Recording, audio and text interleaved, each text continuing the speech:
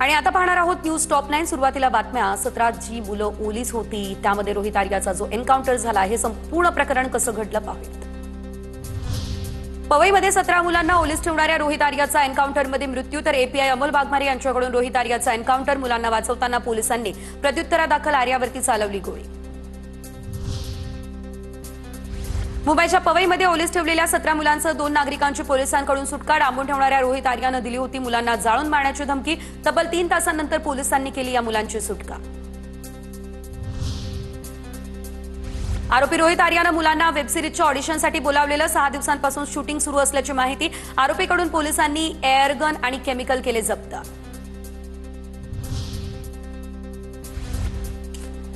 माझी शाळा सुंदर शाळा स्वच्छ शाळा या प्रकल्पाचं काम दिलं गेलं होतं, मात्र त्यांनी त्या लोकांकडून परस्पर पैसे घेतले असं विभागाचं म्हणणं होतं। विभागाकडून येणाऱ्या पैशांसाठी असं करणं चुकीचं। माजी मंत्री दीपक केसरकर यांची ही प्रतिक्रिया।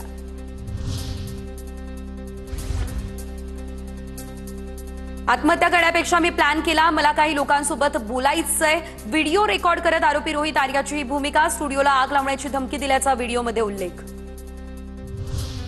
पवईमध्ये सुटका झालेल्या मुलांची रुग्णालयामध्ये तपासणीसाठी 7 हिल्स हेल्थकेअर हॉस्पिटलमध्ये तपासणी। आरोपी रोहित आर्यानं 17 मुलांना आरए स्टुडिओमध्ये ठेवलेलं डांबून। केसरकर शालेय शिक्षण मंत्री असताना रोहित आर्यानं केलेलं उपोषण। सरकारनं 2 कोटी थकवल्याचा रोहित आर्यानं केलेला आरोप। केसरकरांच्या निवासस्थानाबाहेर देखील आर्यानं उपोषण केलं। पीएलसी स्वच्छता मॉनिटर प्रकल्पाचे पैसे थकवले असाही आरोप।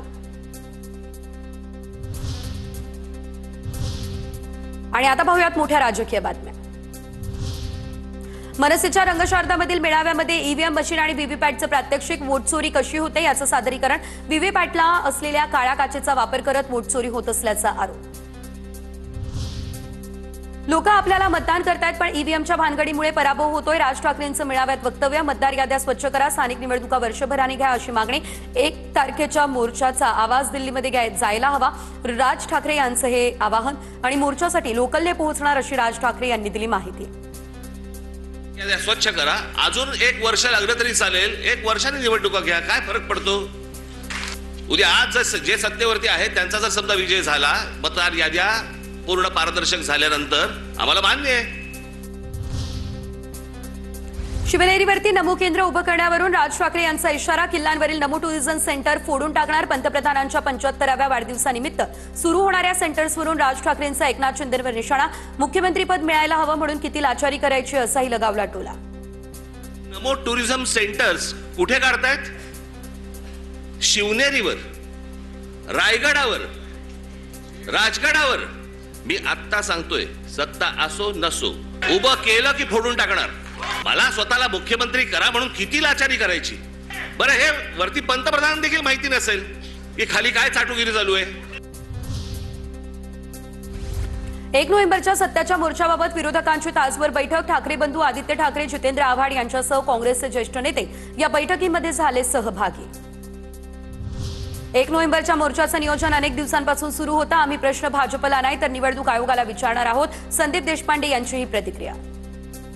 एवढे पुरावे दिल्यानंतर अजून काय पाहिजे हा महत्वाचा प्रश्न आहे। आणि दुसरी महत्वाची गोष्ट, प्रश्न भारतीय जनता पक्षाला नाहीच आहे, प्रश्न निवडणूक आयोगाला आहे। उडता हुआ भाला कशाला अंगावर घेत आहेत? ठाकरेंचा मोर्चा म्हणजे फॅशन शो। हा फॅशन शो फ्लॉप करण्याचं काम मुंबईकर करणार। 1 नोव्हेंबरच्या विरोधकांच्या मोर्चावरती नवनाथ बन यांची ही टीका। मनसे हिंदू जिमखान्यापासून मोर्चा काढते तर उभाटा गट फॅशन स्ट्रीट पासून मोर्चा काढते। खरं तर हिंदू नावाची उभाटा गटाला ॲलर्जी आहे। खरं तर उभाटा गटाचा मोर्चा म्हणजे फॅशन शो आहे, मी पहिल्या दिवसापासून सांगतोय।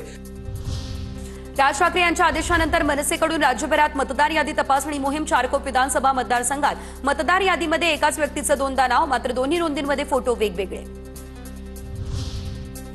मतदार यादीमधील दुबार नावं वगळण्याचे राज्य निवडणूक आयोगाचे संबंधित अधिकाऱ्यांना निर्देश। हमीपत्र लिहून घेणार, नाव, पत्ता आणि छायाचित्र तपासून साम्य आढळल्यास दुबार मतदारांकडून कोणत्या केंद्रावर मतदान करणार या संदर्भात अर्ज घेणार।